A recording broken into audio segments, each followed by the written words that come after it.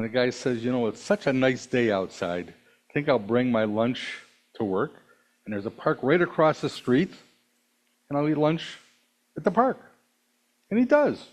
Goes to the park, there's a bench, sits down, opens up his lunch. A blind man comes over and sits down on the bench with him. Guy wants to be hospitable, so he says, would you like a piece of matzah? The blind man says, sure. So he hands him a piece of matzah. A few minutes go by. The blind man turns to the guy and says, who wrote this junk? Ooh, okay. Now that we started you out right. You like that one? Okay. Do we get a thumbs up for the people online? I don't know. Okay. We're going to talk today about something called the Hebrew Braille Sefer Torah. But it's an interesting story because it not only teaches you about the Jewish blind people, but it teaches you a lot about modern Judaism, how we apply it, how we approach it, things of that nature. And I think that's of interest for you people as well. But we have to set a little bit of a foundation of learning first. So we have to first talk about, you have a Braille Sefer Torah. What's Torah? Torah is considered all of Jewish learning. Generally is divided into two main segments. Torah Shebechtav, written Torah. Torah Shebe'al Peh, oral Torah. On the written side, you have the 5 books, the Chumash. You have Nevi'im, prophets, Ketuvim, writings. Together we call that in Hebrew Tanakh. It's an acronym. Torah, Nevi'im, Ketuvim. Christian people call that something else. You know what the Christian people call it? Old Testament. Jews would never say Old Testament. Why? Yeah, it's the only one we have. But let's talk about why, because it's really central to our talk today. This word why is kind of important in Judaism. So we have to ask the question, can you question God? Can a Jew question God? Well, let's ask it another way. Can a Muslim question God? I don't think so. Christian, kind of depends on the denomination, but pretty much no. Yes? Can a Jew question God? Well, it's not only basic, but where do we get our cues from? We get it from the Torah, yes, from the Chumash. So does Abraham question God? Yeah, Sodom and Gomorrah. I'm going to destroy these rotten people. What does Abraham say? Well, what happens if there's 50 good people? Okay, Abraham, for you, I won't destroy it if there's 50 good people. What does Abraham say? What about 40? What about 30? Gets down to 10. Which is, by the way, where we get the minyan from. Yes, the idea of minyan is that 10 is from that story. Moses, does Moses question God? All the time. She must have read the book. Yes? You're at the burning bush. Yes? God says to Moses, go back to Egypt. Help free the people. What does Moses first say? No, I just came from there. I'm not going back. 3 times he had to ask. He's on top of Mount Sinai getting the initial Torah, yes? We have the golden calf. What does God say? You know what? These stiff-necked people, let's just destroy them all. And we'll start off with your progeny. What does Moses say? Yeah, what will the neighbors think? You can't do that. You made a promise to Abraham, Isaac, and Jacob. He argues with them. And he relents. Now the most famous one. Jacob. Jacob's traveling with his family, sends them across the river, goes back across, he's going to go to sleep. He gets ready to go to sleep, and what happens? Down comes a malach. Christianity calls that an angel. It's really a messenger. And they begin to wrestle. They're wrestling all night. Hurts him in his hip, yes? It's about daybreak. The malach says, let me go, let me go. Jacob says, not by the hair of my chinny chin chin. And so the malach says, okay, if you let me go, I'll bless you. And he does so by giving him a new name. What's his new name? Israel. What does Israel mean? He who wrestles with God. Good name for him, yes. Good name for the Jewish people. Yeah, good name for the land that we have today, the state? Yes, I think so. So it's part of what we do. We question. And by the way, as we're going through this, if you have any questions, don't hesitate. Just pop up and ask. It's okay. You're not going to insult me. But this also becomes critical in this Braille scroll story. We have to ask something else we have to understand real quick. So we talked about the written side. We have Torah Sheba Al Peh, the oral side. Oral side, we have Talmud, Midrashim, Agadot, prayer. Let's focus on Talmud. Why do we have Christians have Talmud? No, they don't have the oral side, only the written side. That's a nice long story as well. But let's just focus on why do we have Talmud? Why is it even there?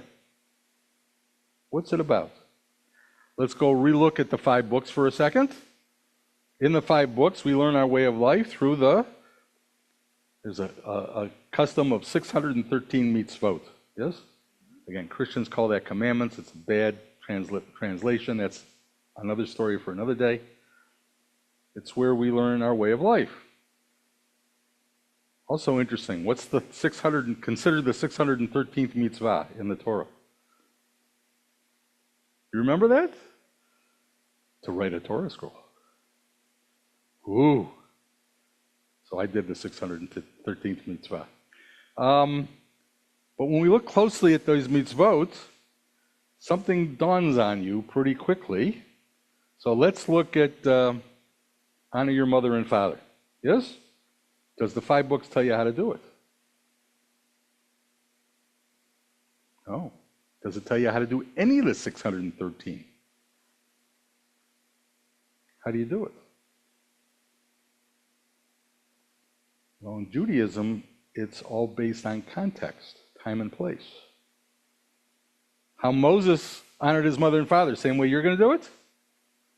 Moses is going to pick up his cell phone, hey, Mom and Dad, come over for supper?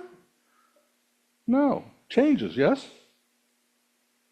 That's what Talmud is. What Talmud is these discussions that happen between these people between roughly 100 and 500 CE, give or take, 550s, whatever. They took a mitzvah, they gave it a context, and then they had an argument, a discussion about how to do it.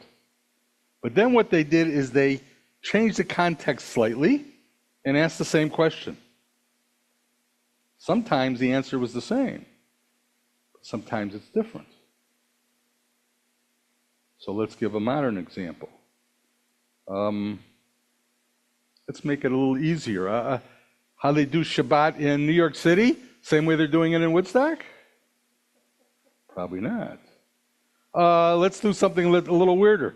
We have a Jewish astronaut. There's a wonderful joke that I don't have time for about that. How often do Orthodox pray a day? 3 times, right? Shacharit, Mincha, Ma'ariv. 3 times a day. He's on the space station.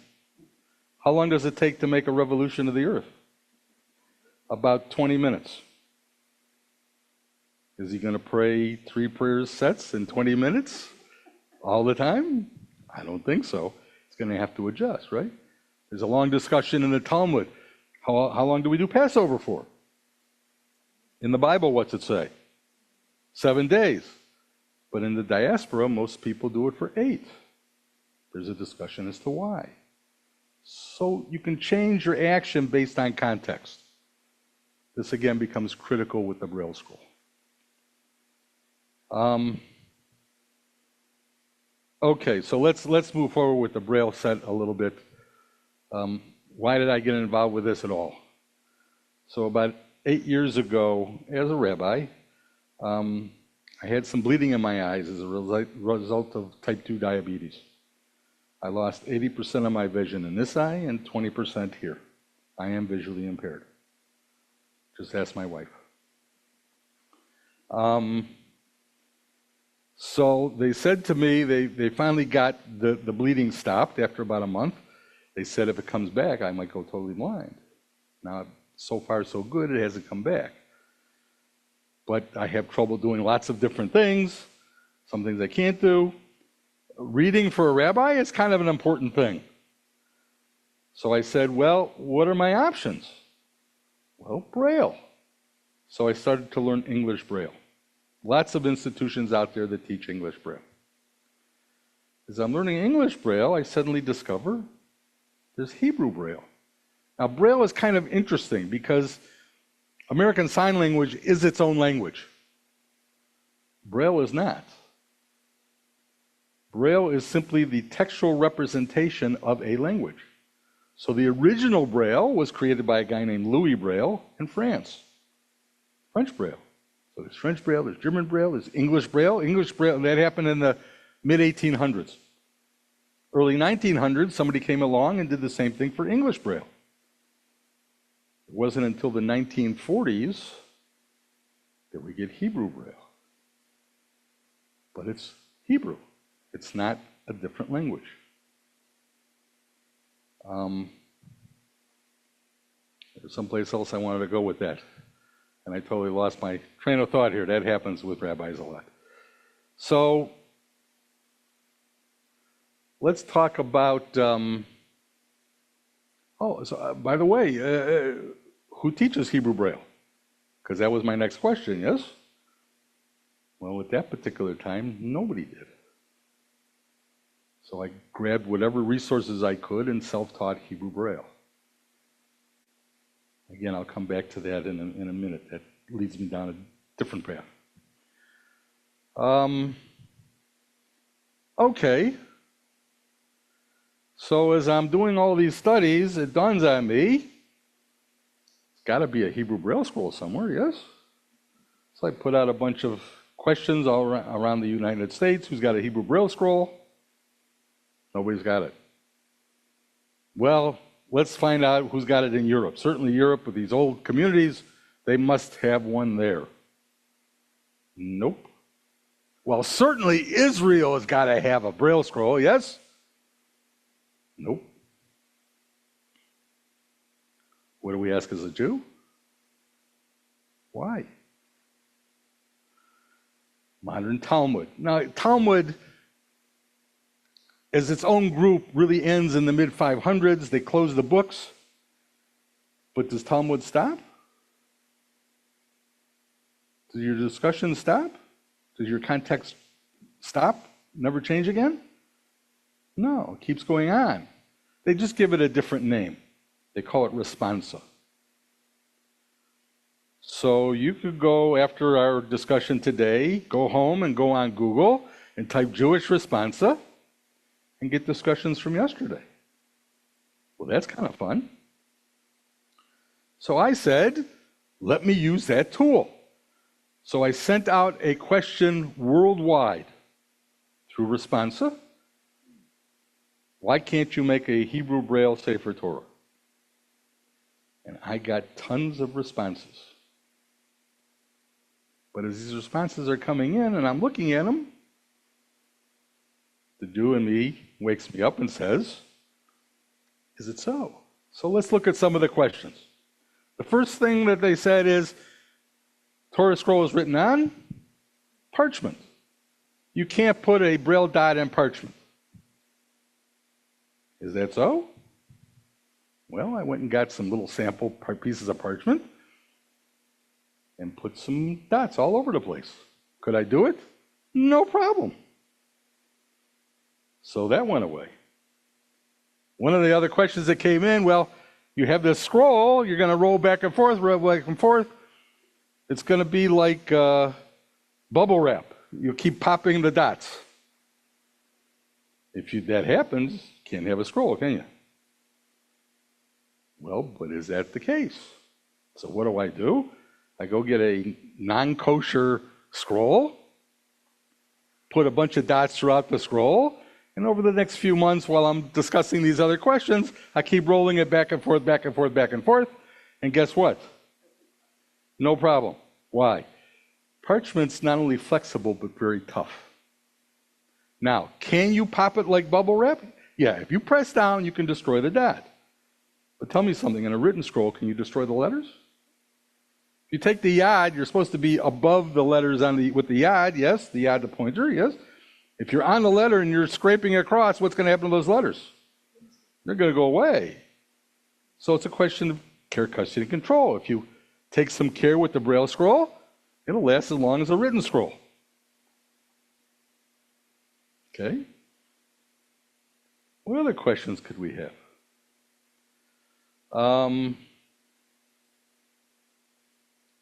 Some a little tougher to deal with than others. So here's one.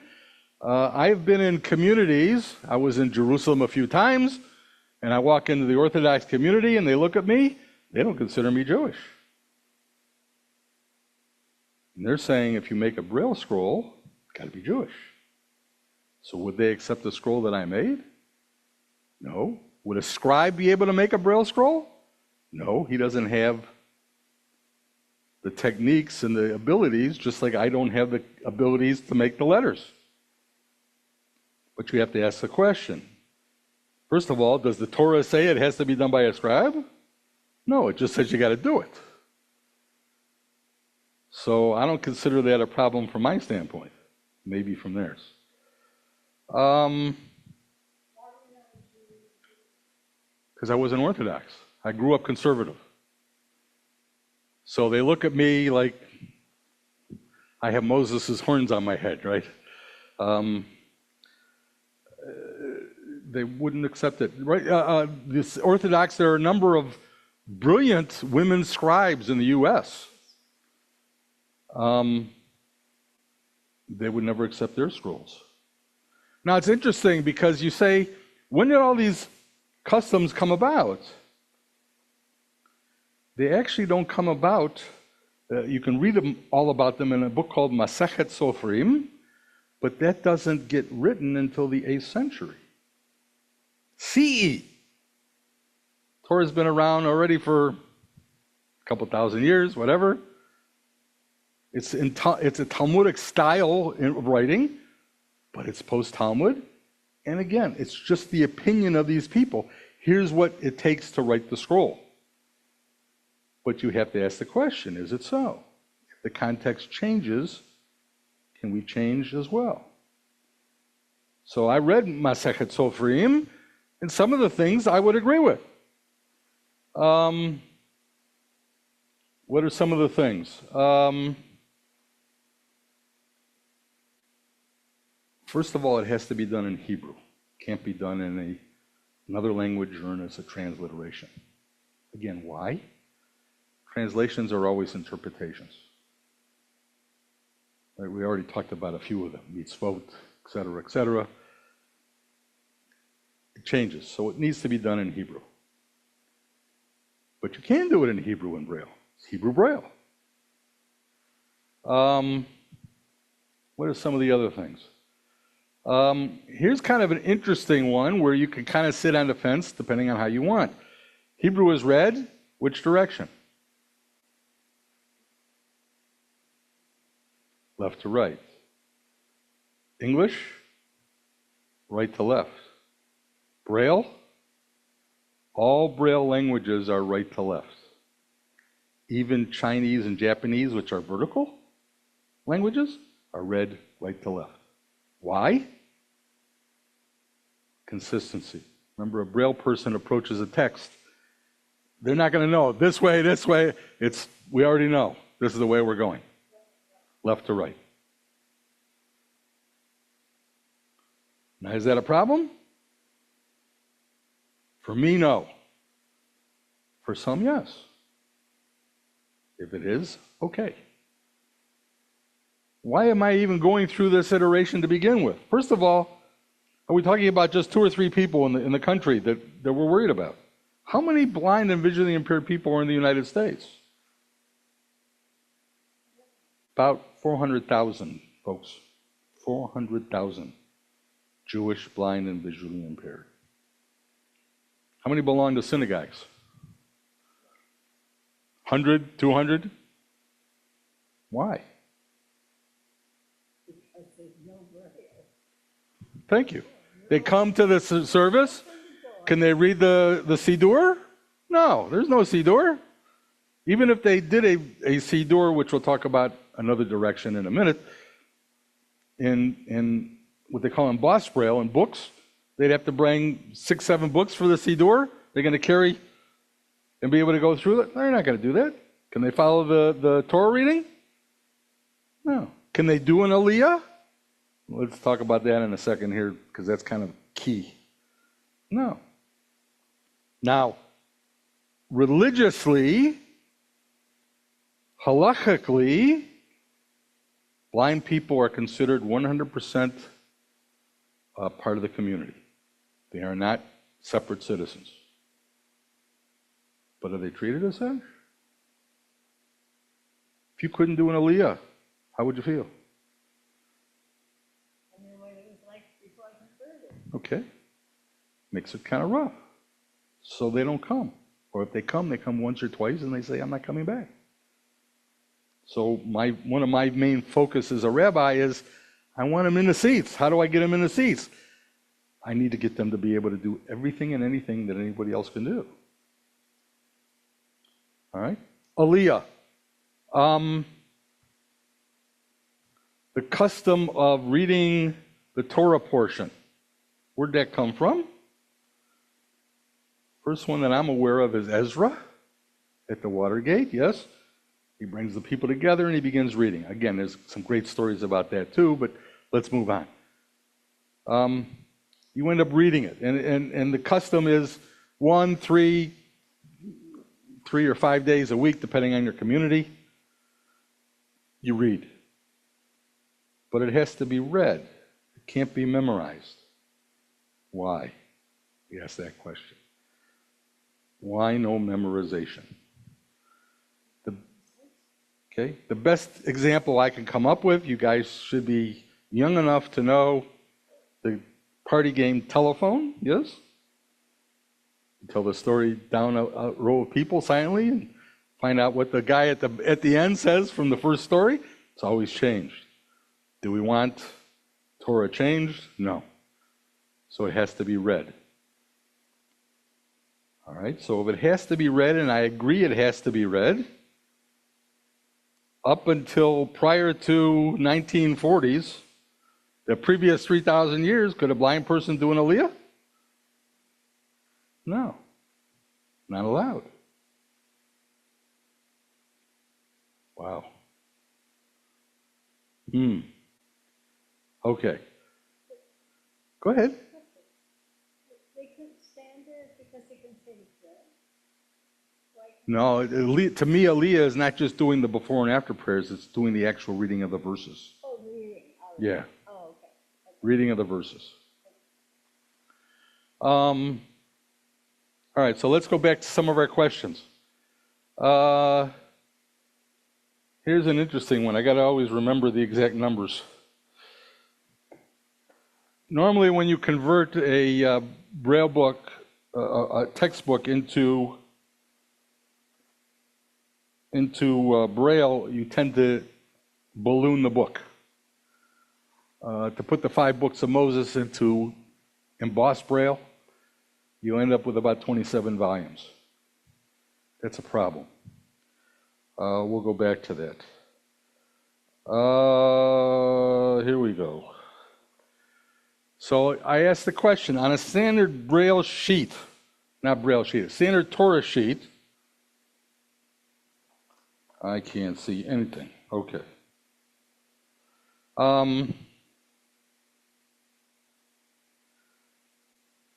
many lines of text do you get on a written Braille, not Braille, written text scroll? It averages about 42. How many lines of Braille can I get on a Braille on a Torah sheet? Turns out 42. How many characters do they generally have going across in any one line in a written text? Generally, 40. How many Braille cells can I get on a line? 40. Uh-oh. Ding, ding, ding, ding, ding, ding. All right, so let's go on to something that isn't quite so easy or quite so straightforward. One of the things that a written scribe will do is he will justify both the right and the left columns. They're even. How does he do it? Squishes and stretches letters. Can I do that in Braille? Braille has got to be exact. There's a specific diameter, and I have the numbers here somewhere. I can give it to you if you want it. You'll feel it yourself. There's 6 dots in a Braille cell.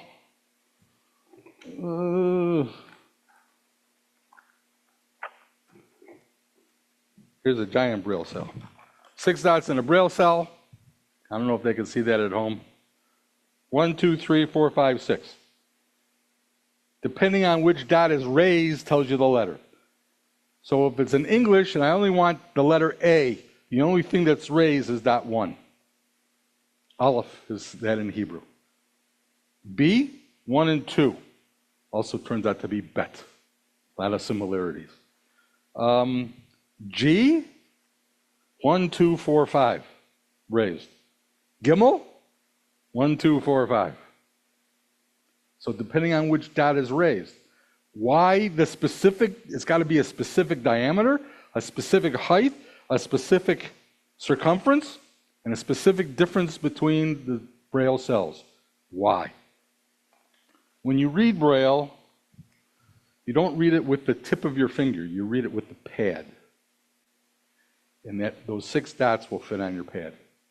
If you went to 8 or 10, it would go further down on your finger. You wouldn't be able to pick it up.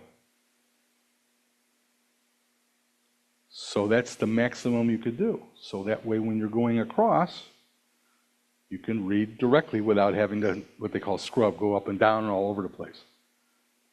But it's a specific size. Can't change the size. Yes? You would need to touch it. Yeah, we'll talk about touching in a second.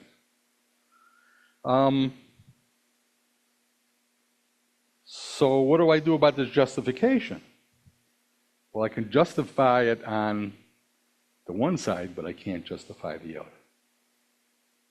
No way to do it. But for me, that's a minor issue. So it's not justified. He's going off in Never Never Land anyway. It's got no real function. Same way, it's interesting, I just thought about it. I wasn't going to do it, but let's do it anyway. If you look at a Braille scroll and a scribe, they have these things called crowns on top of letters. What's a crown for? There's an interesting midrash about crowns. The midrash is somebody went up to God, or Moses went up to God and says, "Why did you put crowns on the Torah letters in the scroll?"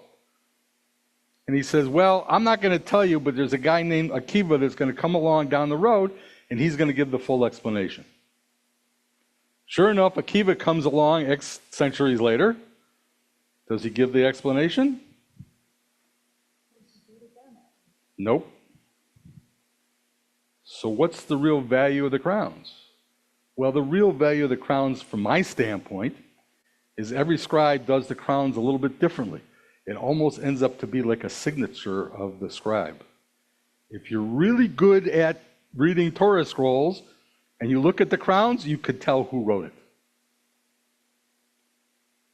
But what has that got to do with the religion? To me, nothing. Can I put a crown on a Braille cell? No. Does it make a difference? Not to me.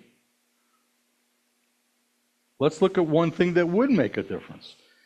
There's a little over a couple dozen, not a couple dozen, what is it, 14, 15 cases, something like that, in the scroll where you have extra small or extra large letters. Yes? Shema Yisrael, big shin, big echad, right? There are reasons for it. Vayikra, the very first word of the book Vayikra, the very last letter, the Aleph, is extra small. There's reasons for that. But I already told you, I can't make my cells smaller or larger. But to me, that's important. So how do I solve that issue? Here's what I did. There is no 6-dot letter in Hebrew. So if I have an extra small letter, just before that letter, I'll put a 6-dot cell. If it's extra big, 2 6-dot cells. That tells the reader extra big or extra small. What else can I do? Spacing sometimes gets different in the scroll. If you look at the do nots of the Aseret HaDavrim, yes, the 10 sayings, 10 commandments, there's extra spaces and stuff. But I have no problem doing that in Braille. Hazanu, the poem of Moses, second from last parashah, is split in a couple different columns to tell you it's a song or a poem, yes? I can do that in Braille, no problem.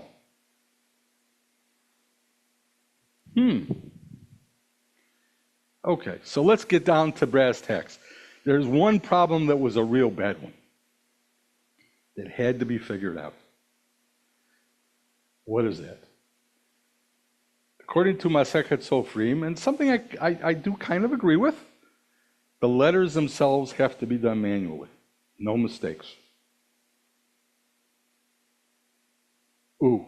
Now, how do you do Braille manually? They have a thing called a slate and stylus.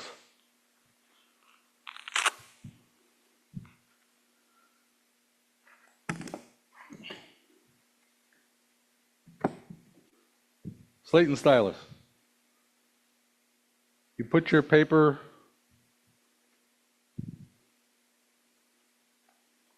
in, you close it, and each of these Braille cells have 6 openings. You press down and make your dots.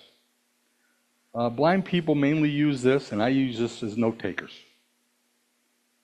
But here's the issue. When I use a slate and stylus, there's an opening in all 6 areas. There's just a little protuberance between the dots. And I'll let you do it. It's not a problem. You can do it yourself. And so sometimes my stylus slips a little bit, and I may hit the dot wrong. Now, if I'm doing it as a note taker, right, even when you do it in writing, if you make a spelling error, you know what you're writing. You're just doing it as a reference going back. But I can't do that for the Torah scroll. Here, you can try it if you'd like. All you do is, it's underneath your chair there. You can't break it. And you can pass it down. Just pick any of the cells that you want and just go into one of them and push down. You'll feel a little pop. It tells you made the dot. Okay, so there's about 4,000 dots in one column. What are the odds of me getting through those 4,000 and not making a mistake? 0 and none. Well, eventually she comes in. So we have to ask the question, how do we do this and not make a mistake? So here's the eventual solution. The thing about manual only has to do with the actual creation of the letter. So in a regular scribe, one of the things they'll do is when they make the parchment, they'll stretch the parchment on a machine. So not using machine only has to do with the making of the letter. Well, that's interesting. Again, you notice there's not a lot of spaces in between there. For me to manually sit there and do this, that ain't going to happen. But what can I do? So here's what I ended up coming up with. There's a thing called a CNC machine. CNC machine is a motorized drill, computerized drill. So how do I not make a mistake? If I tell the drill, only make me an aleph. So instead of opening all 6 holes on that space, I'm only opening up 1 hole. Can I make a mistake? No, there's only 1 hole to go into. Now what does that mean? Well, it means one very long, involved process, because now what I have to do is I have to make a full column. I have to put together the computerized program for the drill to know where to go and to create the plate. Now, a normal scribe, when they do it, they'll do 2 or 3 columns on one piece of parchment.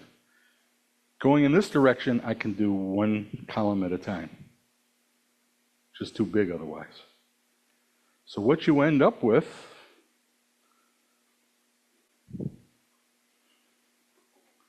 here's a top plate of 1 column. So I could hire this out, get this done. Can you see it? This might be a little tough because of the plastic. I wanted to keep it organic instead of metal. But each letter is one of the letters of the Bible. Now, it's not quite as straightforward because you got to remember something else. When I do this stylus, yes, I'm pushing down, yes? Gravity can help me. When I'm all done, what am I doing?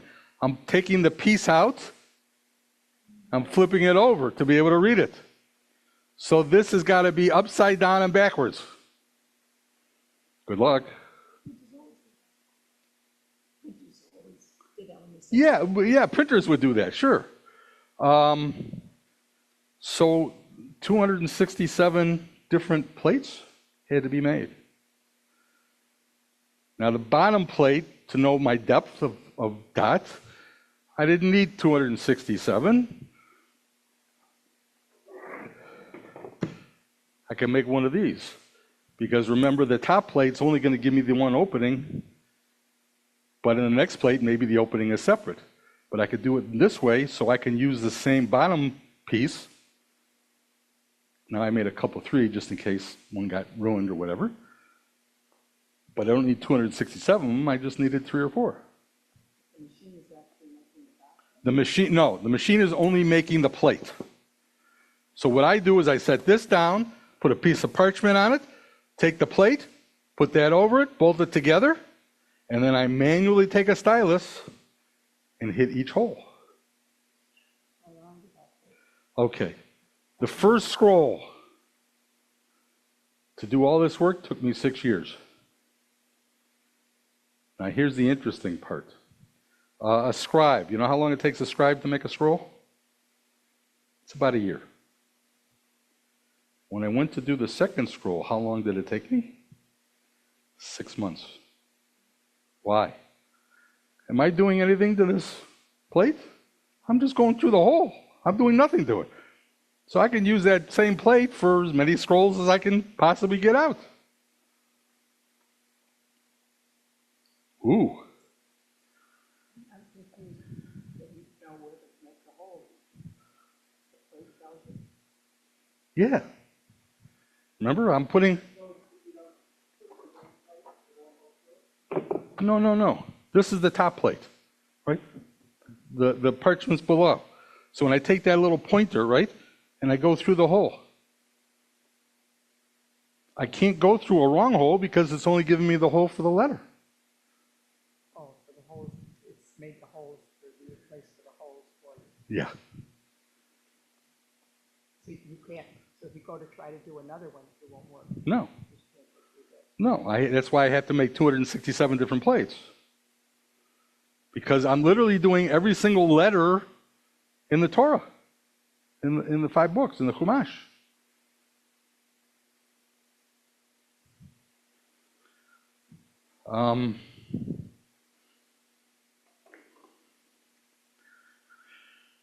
I could go on and on and on and on, but, huh?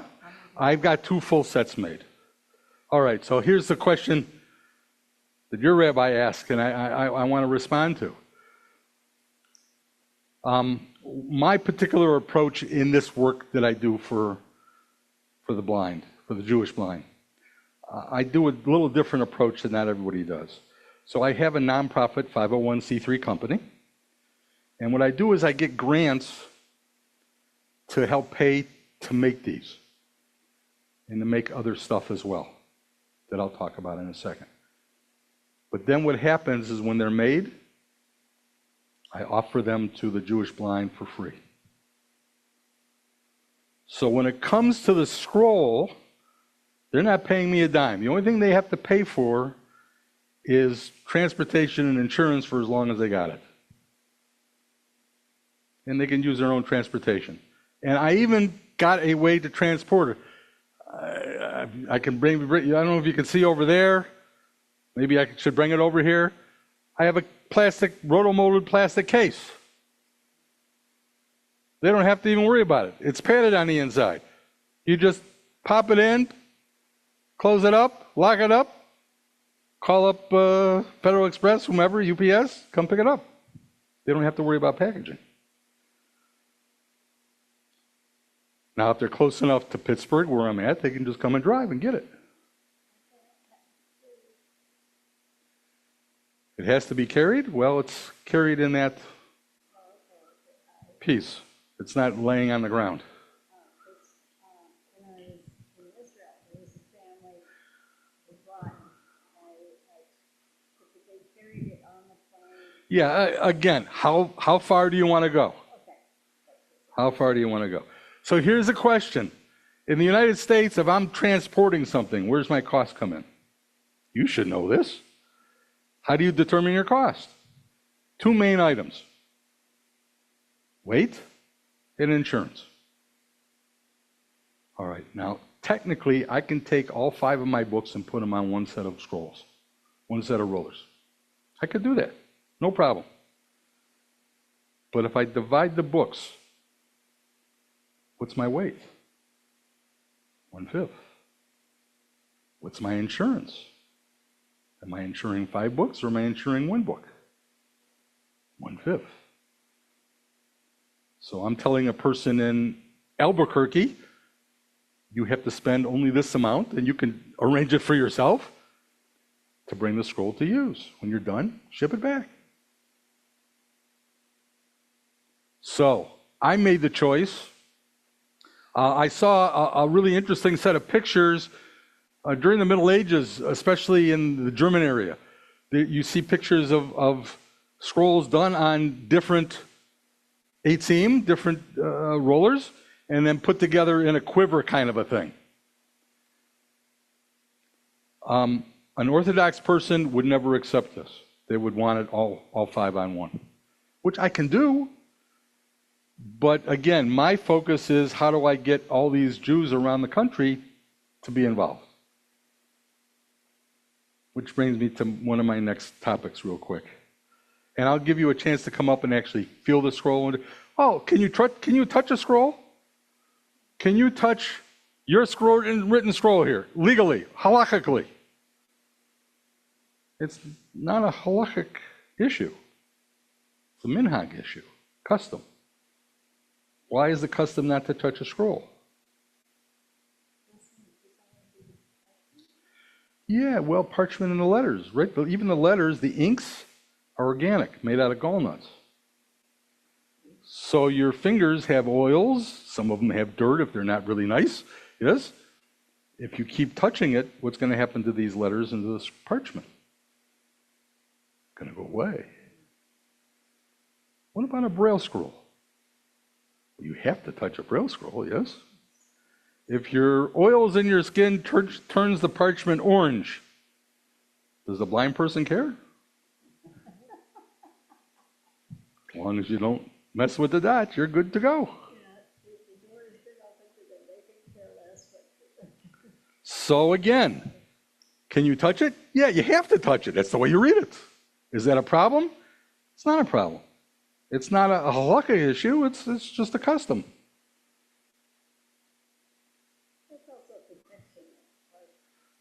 Well, yeah, but again, in my case, if it turns it yellow, orange, I don't care what color it is. Just leave the dots alone.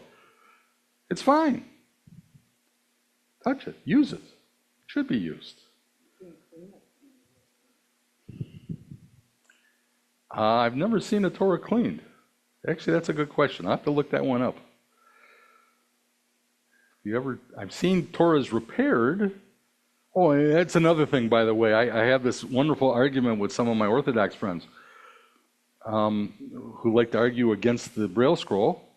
And I say, okay, if I look at Masechet Sofrim and all the rules and regulations they have, I can tell you right now, I have never run into a scroll that I have not been able to disavow.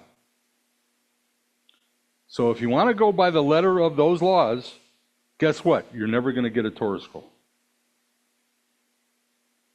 Now they guffaw at me and stuff, but it's true. So again, how far do you want to go? Most of the Orthodox I talk to love this. Why? They want their people involved. Yeah, it's a main mitzvah. Yeah, it is. Absolutely. All right, so let's take one more step. How are we doing on time? Okay, let me take one more step. I already told you most Jewish blind don't get involved. They have to learn not only Braille, they have to learn Hebrew Braille. Who's going to teach it to them? Remember, when I went to go learn it, there was nobody. Uh-oh, that's a problem. Well, what's a rabbi? A teacher. So what did I do? I created a home course to teach Hebrew Braille. It's free. The way it works is you actually get 2 sets of books. Why at home? So there's one book where the English Braille teaches the Hebrew Braille, but there's another set of books in English and graphics. So your spouse, friend, whomever, who does not need to know Hebrew and does not need to know Braille, can say, okay, I'm on page 24, line 3. What is it? They can look at their book and tell you what's on that line.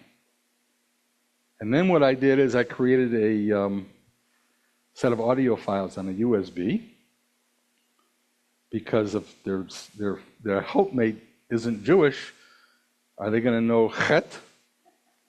So I put my lines in audio form so they can learn at their own pace at home. And it's free. What else did I do? Remember I told you we have another problem, because my focus is on getting people in the seats, yes? Can they bring a chumash to the synagogue? No, it's too much, too big. Can they bring a Siddur, prayer book, to the synagogue? Too big. What's the answer? Well, here's the answer, folks. Not too many years ago, they developed a new technology called refreshable Braille. What is refreshable Braille? It's an electronic device that brings up one line at a time.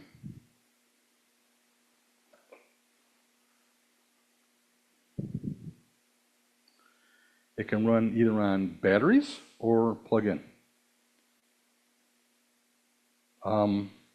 I can put the entire 5 books of Moses on the one flash drive, no problem. And they can bring it up one line at a time. Now the other thing that I did, because this was normally designed to read novels. So you have 2 issues with novels. One, it's normally just line by line by line, and it's only English. Well, I have Hebrew without vowels, I have Hebrew with vowels, I have transliteration, I have English translation. So I designed a way where each verse of the 5 books is done in all 4.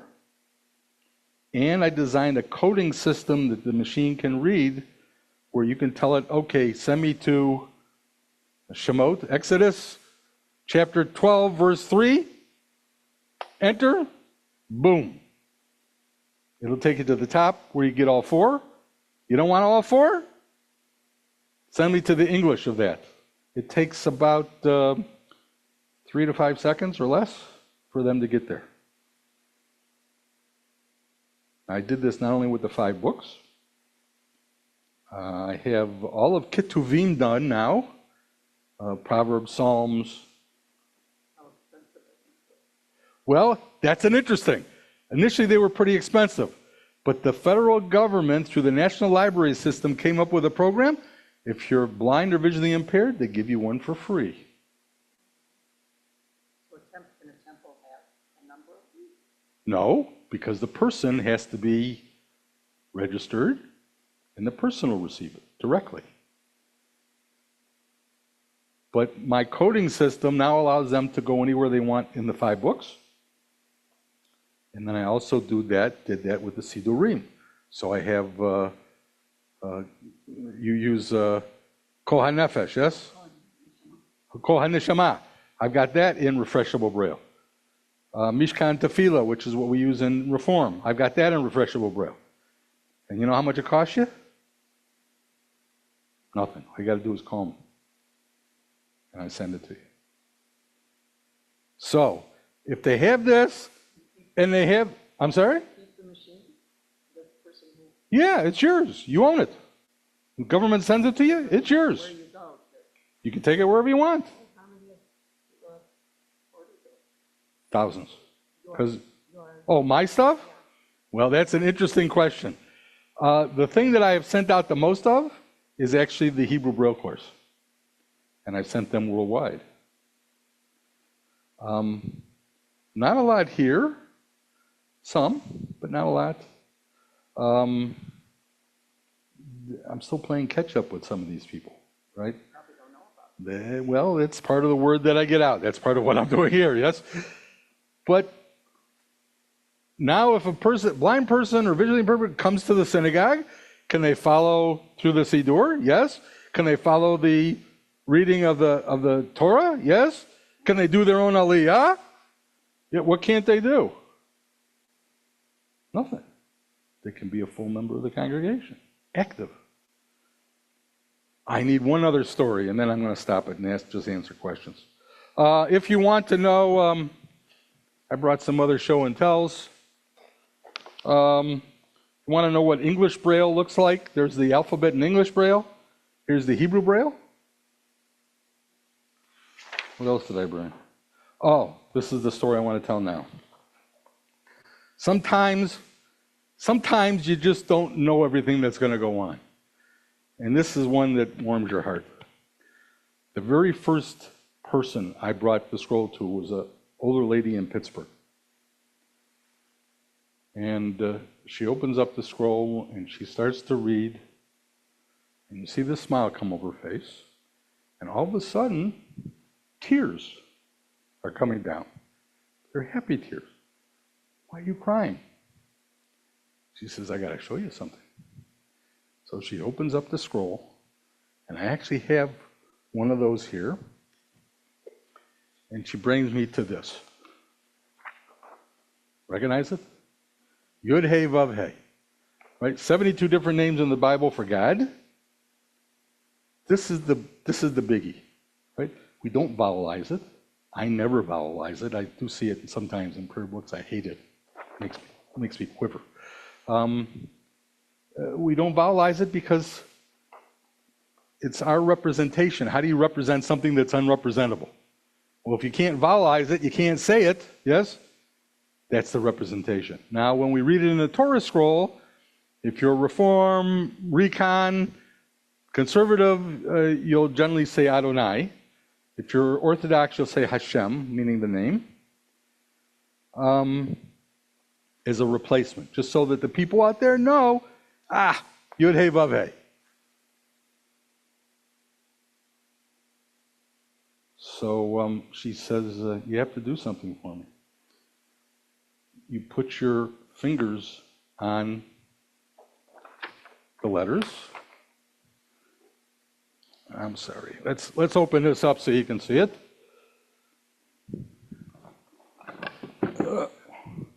Again, no different. I use the same 8-seam that they would. I use the same parchment I get the same parchment from the same place that a scribe does.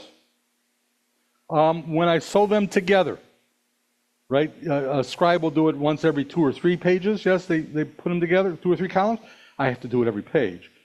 But you use something called gadim, which is an animal sinew product, so everything is organic.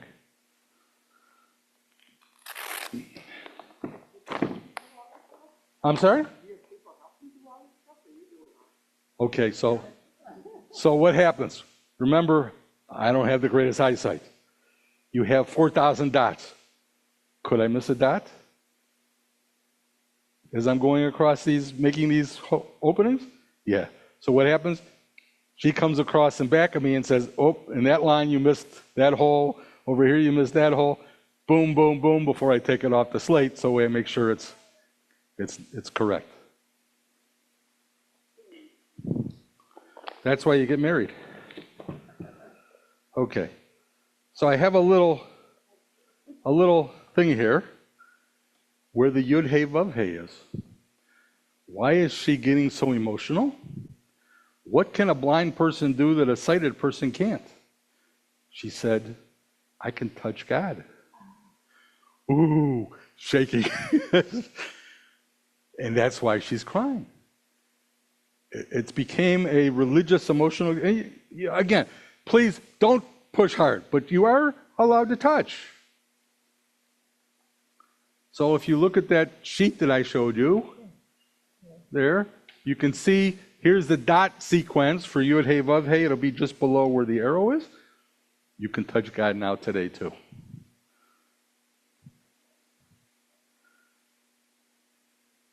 You don't do it, do you? You go, just like English reading. Yeah. So, I never anticipated that, except, sometimes you get rewards when you don't expect it. And that one was one. And it's something I'll never forget. She'll never forget. Because it was a really emotional experience for her. And so you can get some other things out of this style that you can't get out of a regular scroll.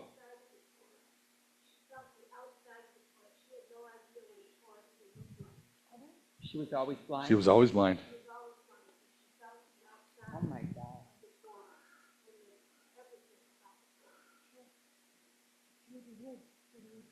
Yeah, it becomes a sensory experience, doesn't it? And even the reading becomes a sensory experience.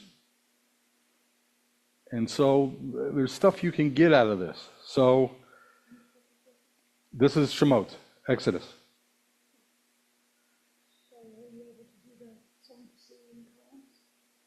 Yeah. Everything they could do physically in the column, even the Song of the Sea where they're crossing and you're getting the pictures where it's, yeah. Yeah, but give me a, please. Come.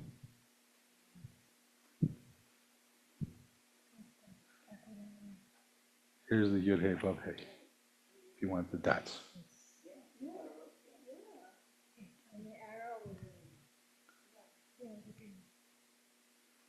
Goes this way. Because we're reading Hebrew now. You're reading Hebrew opposite, just like English. That's the mirror. I'm sorry.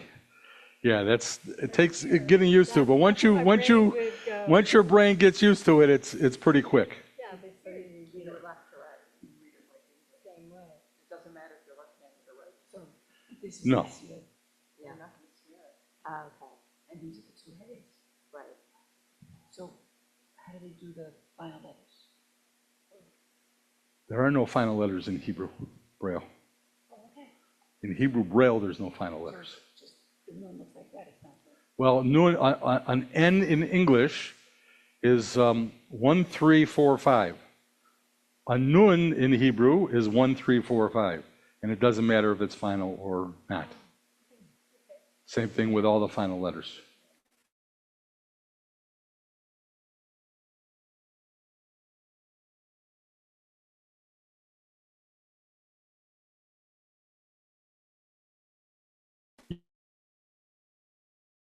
Are there vowels in the Siddurim? Yes.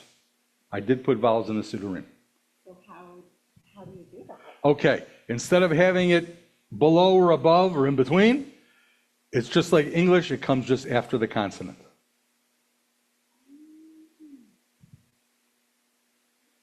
And how do you do the tropes? Well, tropes is just an addition.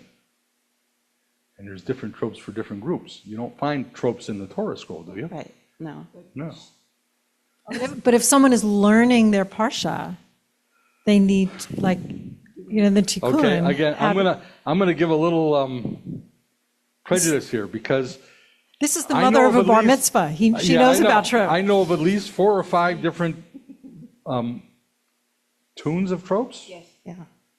The nusach, And what yeah. I do, nusach, what I do even at my synagogue is probably its own edification because I'm not going to learn it week to week and I end up having to do most of the Hebrew. So it's moot. Here's the tutor and here's the mother of I'm tomorrow's bar sorry mitzvah. about that, but I'm glad he's you not can here in the teach room. it, teach the standards, it's okay.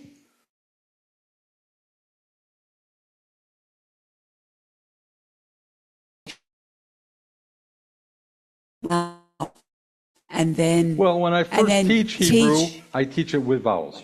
and then teach the trope system that you're using, Now, and there then is- sing it to them and have them follow and Excuse learn me, it that way, There maybe. is a music notation set for Braille. They did create it. It does exist by itself.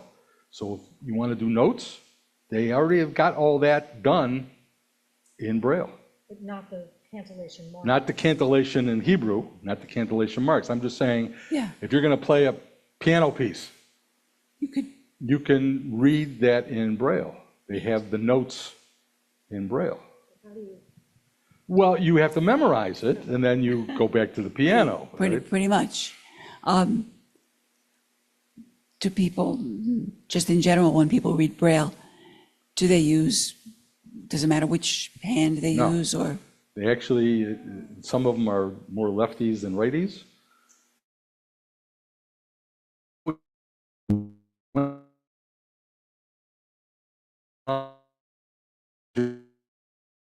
You don't have to worry about going all the way back. This is already there.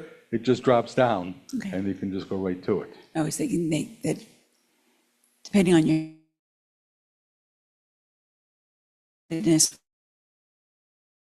Oh, if you're a lefty, sometimes what they'll do is they'll start at the other end as their holder, and they'll use. Yeah, it also sensitivity, what he more sensitive as. right. So most will use both hands